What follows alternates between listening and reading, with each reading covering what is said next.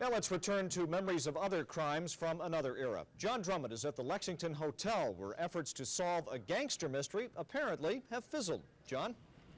Don, it was the biggest excavations and archaeologists dug up King Tut's tomb years ago, but the bottom line here tonight in front of the old Lexington was that there were no bodies, no Capone loot, no Capone swag, and no cases of gin or Scotch whiskey were discovered in the basement of the old Lexington Hotel, which once served as the headquarters of the Capone mob.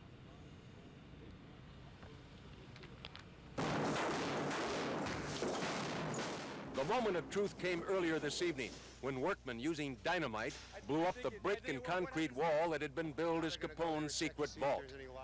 Workmen found plenty of dirt and rubble, but little of value. You never know yet, it may be in here. Although two souvenir hunters recovered empty bottles of Prohibition-era hooch. We used 2 sticks of 60% dynamite. We probably could have worked a little faster if we would have used 3 sticks. But we wanted to keep the charge down because there was there's some gas mains out in the street, there's some water mains, and there's some other things. So we wanted a very careful, controlled charge. One of those on hand tonight was Cook County Medical Examiner Dr. Robert Stein. He was at the hotel in case any bodies were discovered in the rubble. Really, I had a lot of reservations prior to my coming down here. I think it's an interesting experience. I expected to find nothing, which we found nothing, and the sum total is interesting evening. The head of the production company that produced the television special was able to grin and bear it, even though nothing exciting was found. Disappointment, of course, John, but it's been a terrific adventure, and I wouldn't have passed it up for anything.